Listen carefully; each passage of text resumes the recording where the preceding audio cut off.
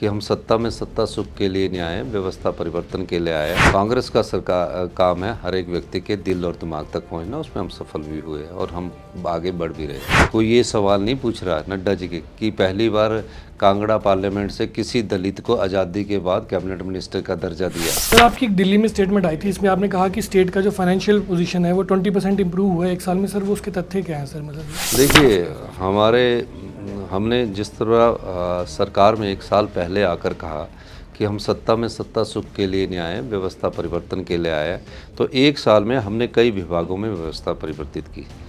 जैसे कि शराब के जो ठेके होते थे वो 20% या 10% पर इंक्रीज किए जाते थे, वो लगातार 4 साल से इंक्रीज हो रहे थे। अगर इंक्रीज करना होता है कि पिछले साल किसी ने ज़्यादा रेट हो गया तो एक साल आगे बढ़कर उसको इंक्रीज किया जा सकता है, 2 साल के लिए किया जा सकता है एक ही रेट का।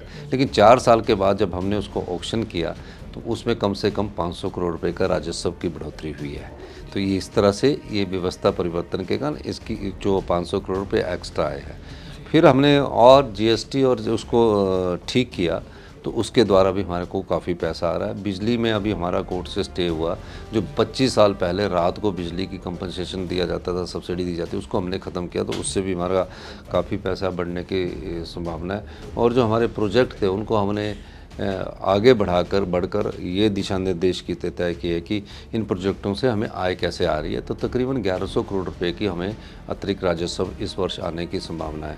अब जब हम कैपिटल एक्सपेंडिचर करते हैं, जैसे सड़कों के टेंडर लगते हैं, कंस्ट्रक्शन वर्क स्टार्ट होता है, तो उससे भी जीएसटी के माध्यम से हमारी इकॉनमी को ग्रो होता है। तो 4% का ग्रो हम उसमें भी कर रहे हैं, क्योंकि जिस प्रकार हम धन खर्च कर रहे हैं, हर प्रकार से खर्च कर रहे हैं, तो उससे भी हमारे को इकॉनमी को ग्रो हुआ और इस समय 20% के करीब हमारी अर्थव्यवस्था ट्रैक पर आई है। सर, ये गवर्नेंस की बात आ गई। सर, दूसरा आ गई पॉलिटिकल स्टेबिलिटी की बात। तो सर, एक साल कांग्रेस को हो गया रूल में और बीजेपी सर घर घर पेनिट्रेट कर गई है। अभी विकसित भारत यात्रा भी उन्होंने आप ही के रूल में निकाली और वो पंचायत पहुँच गए वहाँ पंचायत में।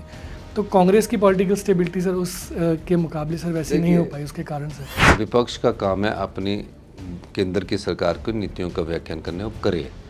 कांग्रेस का सरकार काम है हर एक व्यक्ति के दिल और दिमाग तक पहुंचना, उसमें हम सफल भी हुए और हम आगे बढ़ भी रहे हैं।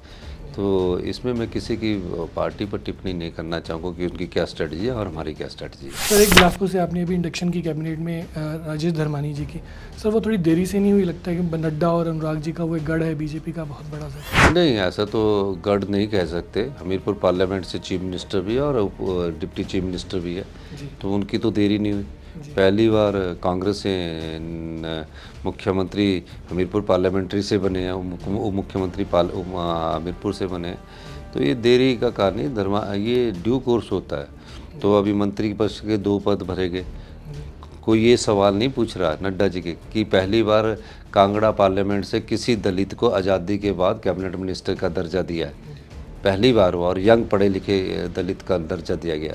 तो ये सब चीज़ें परिस्थितियों के हिसाब से की जाती है। कांगड़ा तो बैलेंस हो गया सर, मंडी भी एक बड़ा जिला है सर, उसके लिए भी कुछ प्लान है? मंडी से हमारा एक विधायक चुनकर आया, हमारी सांसद चुनकर आई है, तो मंडी में भी जो कुछ होगा उसको हम बैलेंस करेंगे।